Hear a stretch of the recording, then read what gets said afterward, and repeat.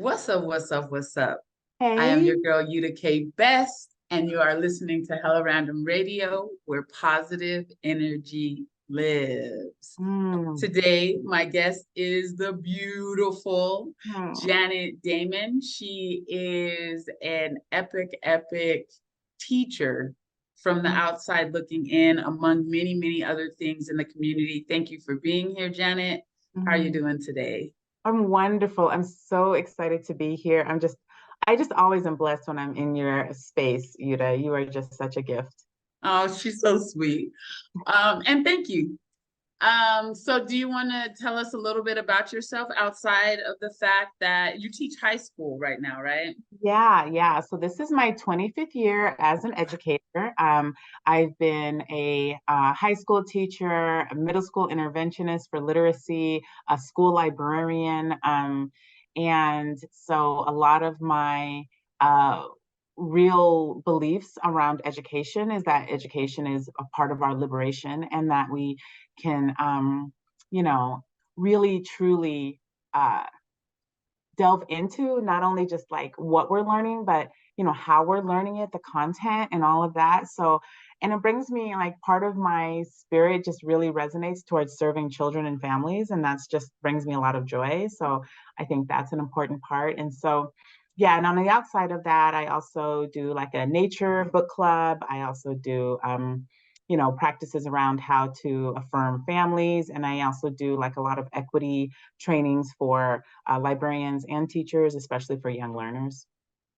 Dope. So I'm torn about which way to go first. I'm interested in your path, Mm. from librarian to where you are now. But I think I want to jump into like what feels hotter, which is the discussion about education being a part of our liberation, which Mm. I too agree, but I'm so outside and contrary about the system Yeah. that for me, that discussion is like getting out of the system and starting, some sort of a sliding scale private school. So it really, I think that it's epic. Mm. I love to connect with people who are having a good time in DPS because you're one of only two Black people that I Mm. know that are Mm. doing okay, Mhm. and not just okay. It sounds like you're doing really wonderful. Can you talk about maybe why you think you are having a better time in the public school than a lot of other Black folks? Yes, I can. And I will say that it's actually it's something I'm gonna say. So my family, just to give you some background, my dad's from Texas. My dad grew Okay. up in Texas, and he grew up in Texas, navigating both the Jim Crow, anti-Blackness, segregation, and systems of real racial violence and terror, right? So like my dad has a very strong lived experience around, you know, finding joy and living your best life, even in spaces where everything has been set up for you to fail. And so Wow. my dad learned that as just a child growing up.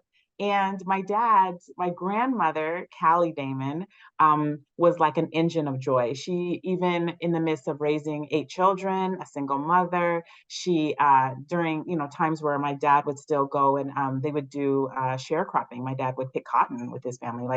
They had a wagon, but she would also tie up her skirt and make a baseball out of a rag and they would play. So my grandmother's like spirit of play is really vibrant in me and in my father, Yes. right? But my father also had this like survivalist sort of liberatory self-emancipation sort of way of being in the world. So no matter what system he is in, he is able to navigate it, negotiate, and thrive. So for me, what that looks like is, there are certain conditions where I know that I will thrive because I know myself, right? Yeah. So I need to be in a space where there is alignment between the integrity of what we are all doing. So honestly, I usually, if anything, always try to identify who am I going to be serving, and that's the kids and families. And then who is going to be the gatekeeper of how I am able to navigate in that space? And so for me, I really only work in places where the gatekeeper is aligned in integrity and values with my values. So even if it's a pay cut, even if it's a longer commute, even if it's all these other things that I can negotiate, but I have to work for someone I respect, and I have to work for someone that I feel like will also honor the children and families first in their decision making.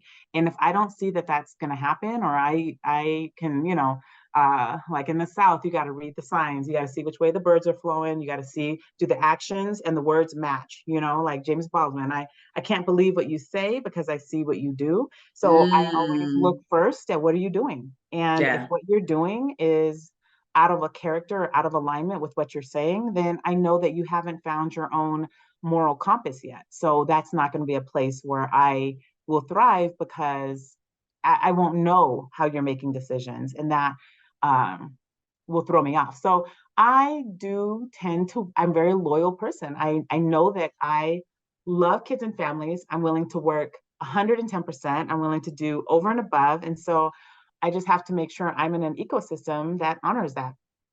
Yeah. I So. heard that. I mean, and so I guess you can't really speak for anybody else, but based upon your answer, it almost seems like you feel like people kind of just take a job and then are either stuck or they don't really vet, the leaders. Well, what I'll say is that, when we think about systems of oppression, they are oppressive from the the moment you walk in the door to the moment you leave. All of the ways that people have adapted to survive in that system have been kind of um, exploitive ways, extractive ways. They've learned habits of trying to place themselves, position themselves above another person. Usually there are Mm, tactics that work in that system: humiliation, embarrassment, shame, all these things, right? So we know that certain systems, because of their product, because of what comes out, you can tell the condition of the system, right? So if a system is really maximizing and thrive and wanting students to thrive, then you're going to see things like 80-90% of those students are going to be thriving, right? Because it's an outcome of that system. But if you see a system where you know that the outcomes are not in terms of human-centered outcomes, the happiness, the joy factor, the innovation, the creativity, the unleashing all of the magnificent potential of the human spirit. And if that's not happening, then you have to say to yourself, okay, I'm coming into a system that is potentially already unhealthy, right? It is mm, already maybe a system that is not human centered. And so, therefore, exploitative practices are going to be part of that system. But what I think is that, we are the medicine, we carry the medicine, we are the healing, right? So it means that sometimes when you come into a system or state and you realize, hey, like, this is how people have adapted. I see that there are people who are strong servants of children here. I see that I can find community here. Then you can kind of root towards that. Where I see people become very exhausted is when they get into that cycle that Toni Morrison talks about, where as soon as they say something negative, then you spend a lot of years or effort trying, like, they'll say, oh, Black people, they can't, achieve at the same rate because of, these factors. Then you spend all of this time trying to disprove that. And then you kind of lose sight of what your real mission is. And the mission is, I already know our kids can exceed at the highest. You know what I mean? I already know that our students carry such funds of knowledge, such indwelling genius, such capacity. So I don't have to spend time to a person who has a limited belief trying to open their mind to say, believe this about our kids. So for me, that's why I serve first the children and families, because they already know that they can do yeah, it, right? Like, I'm right. not serving this person down the hall who is saying, well, I don't put complex text in front of kids because they can't read it. Like, you're going to Mm. hear sometimes things, but you just have to remember, I serve kids and families first. And so it makes it clearer. Every decision becomes more illuminated. Yeah, I hear that. And I definitely am getting clear that part of the reason that systems haven't really worked for me in the past is because I wasn't healthy enough and I was too much of a fitter inner. But at the same time, I'm also very protective. And so when I allow myself to be taken advantage of, then those systems start to break down. Like I worked at a place that closed, in my Mm, opinion, at least partially because the leader was taking advantage of me, mm, and I wasn't fighting for myself, so I do believe, that I could potentially, I mean, it's not my life path anymore, but I do believe that I could potentially be a stronger part of systems. But I'm just really grateful that there are people like you that are already clear, mm. about how and why and when a thing can work and when it can't work, and that you don't subject yourself to that. Yeah. You know, Yeah. what it sounds like to me is that you have really healthy boundaries, Mm, which mhm. I think is something that is really hard for a lot of Black women to have and hold. Like, where do you Mhm. think that you learned, to do that? You know, that's been an evolution because, I will say this. I think that the more you come from a home that had an imbalance of power, where somebody was trying to hoard power and someone was having less, and as a child growing up in any kind of home where there may have been circumstances, especially if there was trauma in the home, I think that porous boundaries are an immediate thing that people set up because in order to violate a person's boundaries, you have to make them believe that they can't establish them. And so I think that and this kind of ties into just what I see with students as well, is one of the first lessons we do is around how to have boundaries. Boundaries Nice. allow us to be in relationship. And if you cannot hold the boundary for yourself, then you won't probably respect a boundary that I set for you. So, what we work a lot on is understanding what boundaries are, understanding that it's a skill set and that we'll get stronger with it over time. The more we flex that muscle and use it, it'll become a habit, a natural habit. And it just my parents, I grew up, my father is a veteran military, grew up, so I wouldn't say my dad, he definitely modeled boundaries in a way, but also like as kids we were like, dad was like, this is what's going to happen, this is better happen, so mom too. So boundaries is really something I was able to deepen my own practice around, actually as a in my relationship with my husband. Like my husband, I feel Mm. like, to be honest, he was one of the first people to set boundaries with me and to say, like, what things he felt like were healthy for him, but also he advocated for me to have boundaries too. Like when I first got married, I tried to become this like servant wife where you do everything, cook everything, clean everything, do all the chores. No, and he like literally stopped me and was like, I see you doing these weird things like washing my clothes and folding, put them in the drawers and stuff like that. He's like, I'm a grown man. Like, I don't need you. If I don't need nobody to be my servant, you know what I mean? I married you because you're funny and you're joyful and I just love you. And so when he broke down for me this mindset that I had around like putting on a caricature of myself, right? Like I see this Mm. character that looks like it's what everyone thinks is so important and what everyone thinks is like a good model. I'm going to try to be her, right? But that's not me. And Yeah. so here we are years and years later into this relationship, and it has allowed our relationship to thrive because he's like, our purpose is to understand what makes us happy as human beings. And he said, Yes. my job is to respect what makes you happy as a human being and you to do the same for me and to support you in that. But it's not my job to tell you what I think is going to make you happy. And it's not your job to tell me what you think is going to make me happy. Like self-discovery is a big driving force of that. So I want kids to know that early. And also I am honest with my students. I'm honest about my lived experiences, and that is where I think breakthroughs really happen, is that our kids are not always privy to the stories of elders and older Yeah. people. And so, in fact, even in, I think, you had mentioned, like, what do you think is a challenge, like this time with this generation of children? And I think it is that the hypercritical nature of adults in their lives, to the point that Mm. children don't feel like they can be in relationship with some of the people who are older than them, because the judgment has become such a barrier. Mm. And so Wow. we're now, children don't seek wisdom from their elders because all they find there is judgment. And instead Damn. of, right, like the wisdom, like I was surrounded by elders, and I have, one of the things of, my dad also is just like, and my mother too, is always ask somebody who's older than you, who is or has been through the experience. And so it allowed me to rapidly tap into, you know, sources of incredible knowledge, usually Black women. I would ask advice and I would get the most human, soul edifying, just light that was given to me and gifted to me, you know. Yeah. And I see children asking and talking to me now, because now we're in really good, trusting relationships.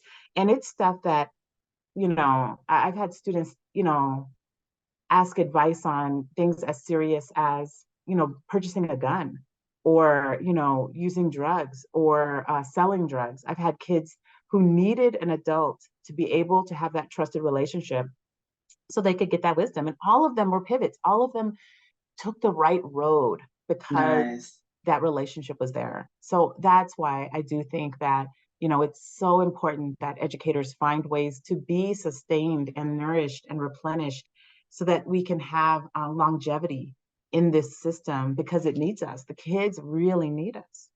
Yeah, I mean, yeah, there's zero doubts. I do a lot of nonprofit, like extracurricular and after school activities. That's the way that I stay connected with the youth, because I do know that it is important. It's really sad to hear that perhaps this is a bigger thing. Like, I definitely live in a bubble since I really have been able to do my own thing full time. Mm, Even with, the work that I do that does bring me out amongst the youth, we don't really get to build as much as I would like. So to hear that, these people are coming to you because they don't have other elders that they can talk to without judgment. It sounds like that's what you're saying. mm, And I'm wondering, I had someone on the show earlier who talked about, he believes that like the crack era was the beginning of the hierarchy being broken, mm, and because there were a lot of youth selling the drugs and a lot of older people buying the drugs, that was mm, a time where the youth stopped having respect, mm. so to speak, for the hires up. And I know that's probably a little before the time of you stopping teaching, but I'm wondering if that makes any sense to you, or if you see any correlations there. Well, I would say, I think it kind of goes hand in hand with actually what I think is, when we look at the explosion of the carceral system, period, that happens during the war on drugs, right? We go from having like, it ends up, it is this massive, when we go to mandatory sentencing. So I think when we think about um, the construction of the crack epidemic as a real way to use crime and to use people of color and to create this mass kind of hysteria at the time. When we also had the Iran-Contra affair going on. I mean, there's a lot of political, like the ways that it was constructed, but also looking at like, what was the impact to communities of color at that time? How did that propel us into a system now where we have almost 2 million people incarcerated? And how does having someone, uh, all of these people taken out of community and put into so far from their family, friends, loved ones, into systems that are extremely dehumanizing? So I would say that, but also like watching even some of my students who are coping with folks who are returning, like folks who go into the carceral system are going to come back to communities. The problem is that, you know, parole and all of those things are also like, the recidivism rate is so high, so that in and out where we're breaking those family connections, we're breaking those community connections. I think that that's a serious, all of those are all these reverberations of those policies. And so we do talk a lot about policies and unexpected or unintended outcomes, because the people who are left holding the bag on that are these kids and families and communities. But what I think is actually, different, I think two things. I think when we look at the construction of knowledge now through social media, a lot of kids with very complex questions, they turn to like TikTok for answers. Mm. I think I think for me, our credibility as elders who loving and uh open and so forth, like we have to reclaim that space in our kids' lives because Yeah. we cannot have kids. I mean, when I tell you unexpectedly in schools these days, one of the things I'm dealing with is so many conspiracy theories. Like, and I'm like, where do you get this? And it's just like the wildest stuff. And and so I think that the other thing I think that impacted kids in a visceral way was the pandemic, because it's Mm. during the pandemic that a lot of kids got moved on to remote learning and they lost those connections with their school community. But it's also for a lot of my students a time when their parents lost employment. And that's when they started telling their children, like, you have to go work and contribute to the household. I need you to bring home at least 800 to $1,000 so that we make rent. What? Yeah, Whoa. because I will say, our city during the pandemic, the loss of jobs completely impacted so many children who already, you think about Denver Public Schools has a number of children that are already, you know, uh, free. They qualify for free and reduced lunch. They're already below the income, poverty line. And then the other piece is that the when the cost of housing in our city is so astronomical that I even have some folks who, their parents like they're just it's everyone has to bring money home. Everyone has to bring money Mm. home. So you have kids you doing nail businesses out of the apartment one room so that they can, make $1,300 so that they can give their parents 1,000 so they have $300 for gas. Like it's we've created this like it's unreachable, it's unattainable for a lot of families to be able to pay. Like, you know it, I could tell you stories, man. There's folks who literally their parents have sent children to go live in other states with other family members because they have to work two jobs to be able to make it, and they can't take the kids to school. So the Wow. choices, yeah, and so they have other children who are high school age who they're able to like manage. But when you talk about the kind of choices that families are making right now to make $2,100 rent, it's it's it's very, very heartbreaking. Yeah, man. I mean, there's so many things in this conversation that are making me want to cry. And I definitely want to get back at some point to the idea of having a teacher who teaches boundaries. I mean, I'm 49. Mm, I really don't believe that I really heard the word boundaries, until after I left corporate, at some mm, point in my late 30s or something. mm, So that is huge. And I definitely want to get back to that. Um, and I know that this is a huge systemic issue that it may not be fair for me to ask you this question, but I definitely am interested in your opinion. Um, so I hear what you're saying about what's happening on the youth side, but why do you think that the elders have become so judgmental? You know, mm. what has happened there if you have any idea?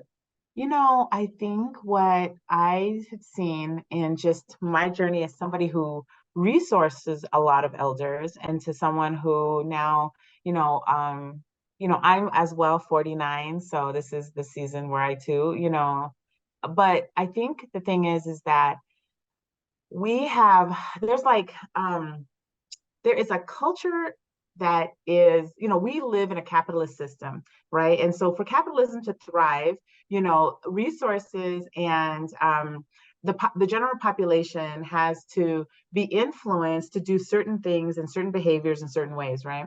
So I think about how the explosion of like these news broadcasts that are kind of so opinionated, so volatile, so reactionary, and how so many people are on an endless news cycle where they're constantly hearing this, not news, but just rhetoric, continuous rhetoric. And it's coming from, all real forms of media are really slanting people towards being very highly reactionary, less thoughtful, less taking a pause, let's looking at multiple viewpoints, just like let's keep everyone in this constant state of fear and hopelessness.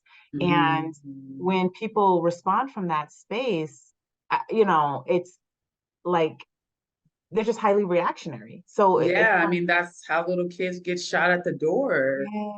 yes, I it's mean, I would so never have guessed. Like, it's really heartbreaking. Like, I am super bubble girl. Like, I just have to say it. I can't remember the last time I watched the news. I can't remember the last time I tried to turn it on and it was just like, rah, lights, yes, blah. And so I'm like, yes, I can't watch this. yeah, This is and then I hear that actually most of the TV shows are categorized as entertainment. yeah, So it's not. So anyway, the idea yeah, that people are being conditioned yes, by the news yeah, is mind blowing. yes. And it's also just by like you can see the way that people, you know, it's like if you watch even a like a 20-minute segment, right? You'll see a lot of like shock value, like things that are just horrific, right? These then after something horrific, then this, oh look, we're gonna go turning to another catastrophe that is happening, turning to another dire situation, turning to another brutal incident, turning to another thing. And then after that, you'll see the commercials. The first commercial will be you can get 5 of these mega whoppers for $4. You can get now this new RV, whatever. And then after that it'll be the medications. And then after that, so you can even just look at just what all is being marketed and then what all is being perpetuated. And you can say like fear is profitable. It's very profitable to have people in a state of reaction, fear, hopelessness, because then they turn around and do the behaviors that accompany it, right? Like you don't feel well, you feel like you need to, use food to regulate your emotions, to bring you back to homeostasis. You need to use these drugs that your trusted doctors are telling you that is going to bring you the healing you need. And then folks aren't digging deeper.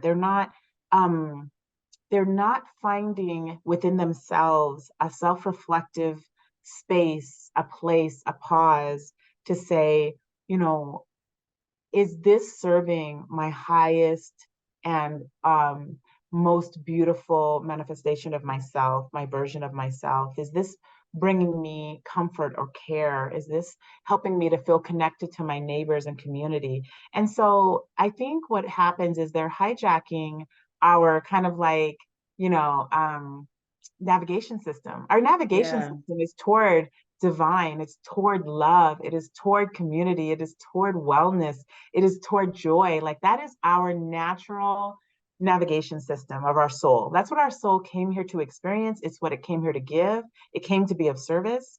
And so when we see these constant amygdala hijacking happening, where it's the most traumatic thing that can be stated is like what people lead with on the news, on social medias, on and then responding to it, the constant response to everything, instead of saying, how can I be a light and usher in more light and amplify the light of others and create spaces of love and rest and respite for people and give care and also give myself the spaciousness internally to be able to hold space for the complexity of what is happening in this region of the world, the trauma and suffering, but also be able to stay engaged as a human being with these emotions and not turn too inward to despair and start to like, self-destruct from the inside, right? Where I turn towards self-destructive behaviors and then my light is extinguished and I no longer can amplify the light of my own light or others. Yeah, that's horrible. I mean, yeah, I do know that fear is what is being sold, and it's heartbreaking that so many people are buying it because it is the one thing that is going to result in, the demise of a lot of people as Yeah. this system starts to Yeah. crumble. And that's the thing, right? It's like, I would say for me, when I think about it, I think about there is a fire that is happening, right? There's something that has now combusted because these emotions and needs were not met and has gone too long. And now there is this combustion of it. And am I showing up to that fire with more wood or am I showing up with water? And the thing Yeah. is that how we show up to the things that are, my students come to me like after this break. I know like on the first day they see me that morning, they'll be there 45 minutes, an hour before school starts. They can start. And how am I showing up? Am I showing up with this beautiful sea of compassion and where they can find, this space to put their burdens down? Or am I showing up lit up on fire, like let's burn this system, you know what I mean? So Yeah. how am I showing up for them? Because a lot of times what they need is a real gentle energy and love and care, and they need that so much. And so yeah, I think another problem I feel like with is different for me and than children is children are way more exposed to this than I was. When I was a kid, and I don't want to say this was good or whatever, but grown folks business was grown folks business. My business was to go outside and play. That was my parents' number one thing. You do not need to be in this conversation. Go outside and do your kid business. Go run around, go play Foursquare, go play, you know what I'm saying? Like I was a kid who was in the streets all the time, playing all the time. And that's literally how I live my life as an adult. Like, and so, I played kick the can. I mean, like I had so many funny stories growing up about being outside in the streets. And I did not care about, I mean, I was probably, my family was military, so we lived abroad, in different countries, and we moved back to the United States when I was um, probably about 14, to go to high school.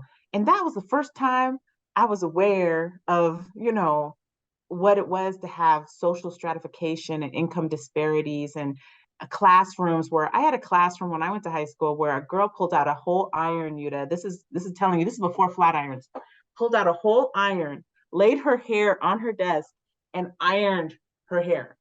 And the teacher never got up from his seat at the front of the room to do anything. Like it was, it was so wild that I told my dad when I first got back, I said, Dad, like, this is what's happening in my classroom. No, the teacher's just talking and no one is listening. And people are calling him names. It's just terrible. So he goes to the counselor and she said, oh, it's so good to see you. We made a mistake. I see that you're here to advocate for her. We're going to change all her classes to advanced and AP classes because that's probably where she belongs. And it wasn't because of my aptitude. It's because It was he because showed your up, dad showed up. right? And so that trajectory of my whole high school experience changed that day because he showed up. And so I remember later having almost like survivor's guilt when I would walk by the classrooms that I knew what was happening in them and there was nothing. And then now I was in these AP courses and it was a totally different experience. And so that is, I think, part of why my moral compass began to be developed because of what I saw in some of these Wow. schools. And that's a really long time ago. And so one of my questions, and I think I already know the answer now, is that, you know, it's not just elders out in the community, but some of the teachers have also been conditioned by the news and are no longer coming with objectivity and heart Yeah. to these Yeah. classrooms. Yeah.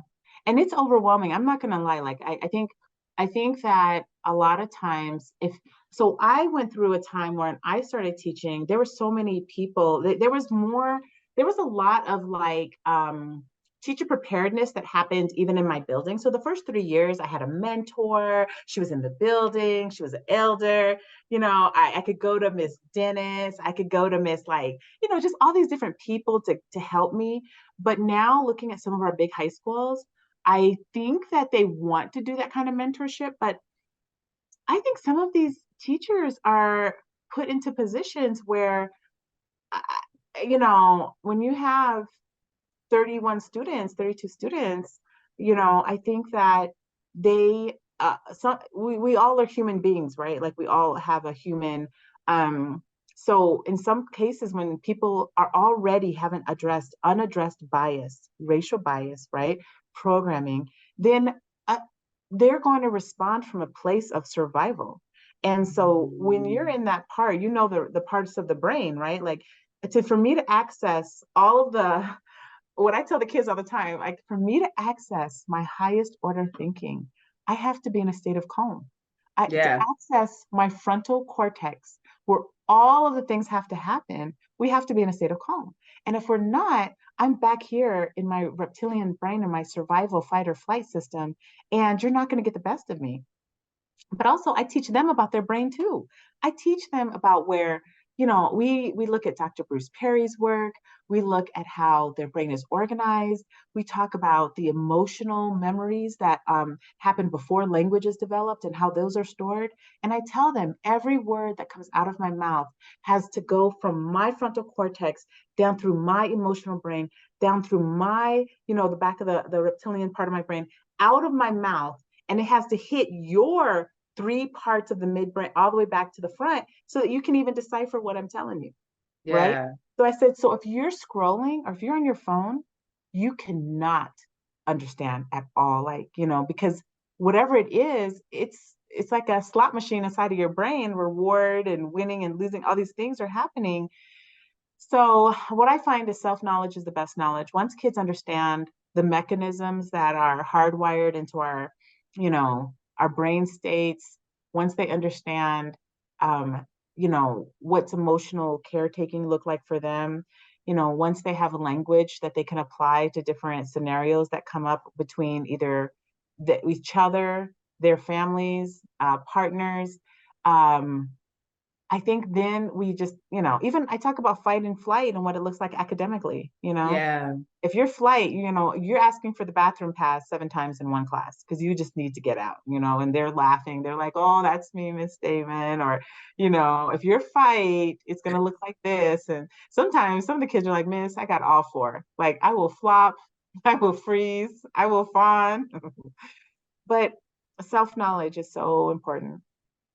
I mean, and what, so do you have the same kids all day, or is it like a high school system where they have you for a period?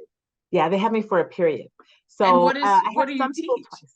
So I teach. Well, what I do is, you know, the first week of school, because I'm in a pathway school. So you know, what kids are kind of uh, for them to come to my school, something else has been a barrier. So it could have been, you know, there's a long list. There's like 16 different barriers they have to have faced in order to be able to come to my pathway school. So it might be incarceration of a parent, you know, a history of gang involvement, you know, it could be that they have to work to support a family. So they all know that they have a unique scenario, a unique case, a challenge that they have faced. And then I spend usually the first week and a half going through, you know, like inventories of their personality, looking at, you know, letting them do all of these self reflections and all of these tools and all of these little things that help them to understand themselves better.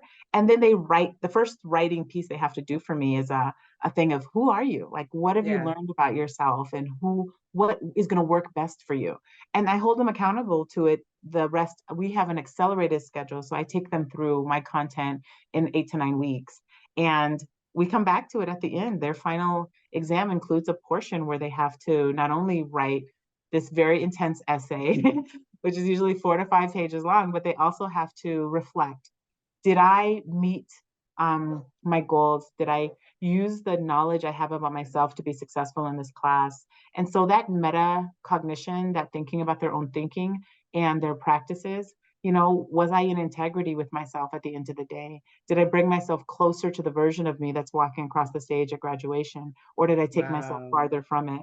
I said, there's a version of you that is sitting there so successful, loves everything about the work they do, loves the family they have, loves every day of their life. And we are either moving closer to that or we're stalled a little bit. But what you don't want to do is walk away from that version of you because they need Right. you, right? Like your 6-year-old version of yourself got you to your 9-year-old version of yourself, got you to your 12-year-old version of yourself. You got to be grateful to each version of yourself that led you to your new iteration because you're always evolving. So I say you got to hold gratitude for who you are, but also know that this version of you is counting on you to be in integrity and to do the work. Yes, yes, that is so amazing. But it's interesting because it sounds like, just to use the most basic language, that you have to have done something or gone through something bad in order to get to the school where there's this epic teacher. Mm, So in the mainstream schools, I mm, don't think that this kind of education is really happening, talking about boundaries and self-education.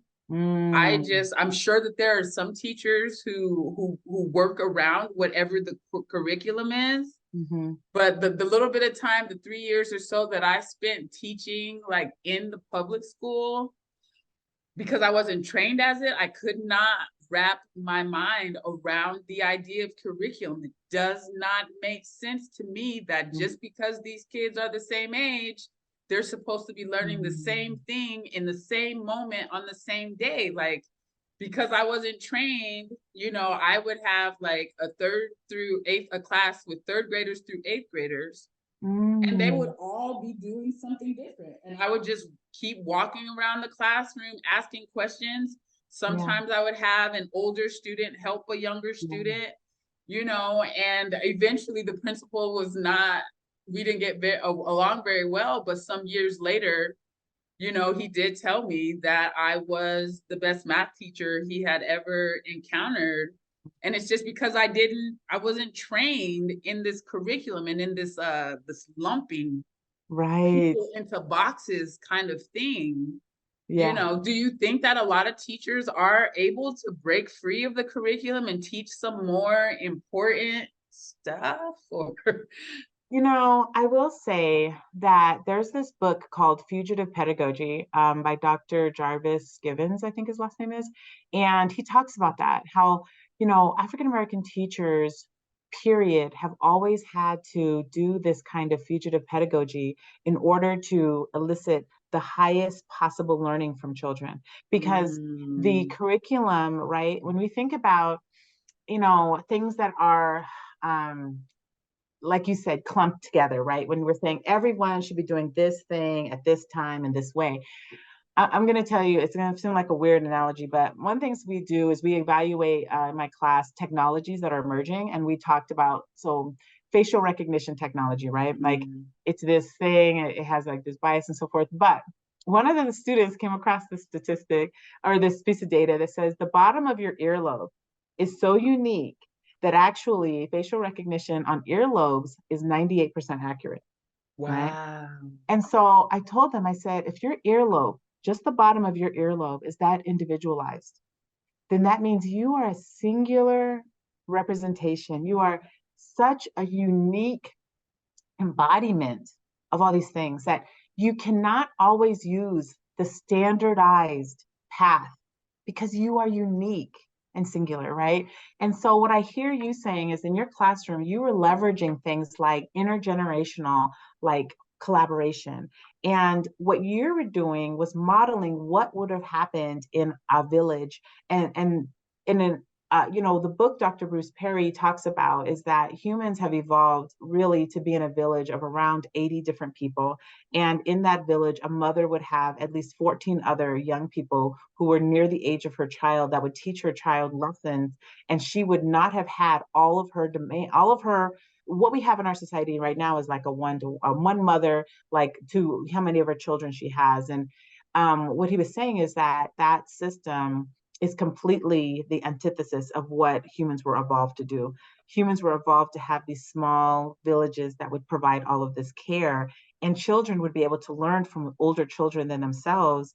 And we're designed that way. We're hardwired that way. So what you were doing was leveraging our human biology, our human indwelling 60,000 years of evolution. Like people think that we're so adapted to modern times when actually we've adapted, like our systems biologically and emotionally and intellectually really are designed for an experience that was 60,000 years ago, right? That we Wow. are wired to respond to the kind of love and care that we would have gotten in a small village, that we would have had relationships with really, 60 to 80 people. And now when you think about social media, people have, 5,000 people they're connected with that have access to them. And they have, we're kind of pushing the limit really of like, and we're normalizing it. And that's where we have to take a pause. I was just looking at something that was talking about how our modern technologies have put us into the space where an average worker today works 5.5 weeks longer than a worker did in 1980 because of the way that Wow. it just period. And so, like, how are we rehumanizing our practices? And how are we actually, that's why digital boundaries are important. That's why these emotional boundaries are important, because it's an antidote. It's a medicine for the overexposure, the oversaturation of our entire, um, uh, processes. We're just completely, continuously seeking stimulation and seeking, that connectivity. But it's not how we were designed. We're actually designed. Right. Right. It's not healthy. Yeah. It's not healthy. Wow. So this has been a really, really epic conversation already. Tell me about the book again. Oh, which Did you one? say it was Fugitive Fugitive Pedagogy? pedagogy, and he's a professor at Harvard. And I think it's Dr. Jarvis Givens is the author of that book. The other book right now that's giving me life is Dr. Tima Bryant, Homecoming. And she is not only, when she was young, her family moved to Liberia for a time, and she is an African American therapist, an ordained minister, an African dancer, as well as the president of the American Psychological Association right now. Wow. And oh yeah, yeah. Do And when I that. tell you her podcasts and her book, it is one of those real touchstones for helping people come home to their humanity. Awesome, awesome, awesome. So and speaking of books, the last question is, which is probably quite the departure, but I have to ask it, is have you ever considered turning your some of your Facebook posts into a book? Oh, you know what? I feel like that's what I need to get that life coaching on, girls. I do really do want to write a book. Like that's on my heart as I look toward 50, like I'm 48, I'll be 49 this 2024.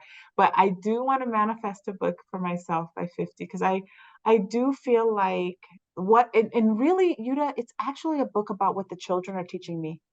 And because Mm, and that's where I get emotional about it because like you said, you had talked about this bubble. There are things that children have taught me over the last 25 years that have allowed me to um, have the kind of gratitude and respect for every human being because it's so easy to dehumanize another person and because you don't know their story. But once you work with children give you access to this, the connective tissue of what it is to be human. And Yes. they hold you accountable to your humanity. So right now, if we were being accountable to the children, we would have no wars on earth, right? Mm.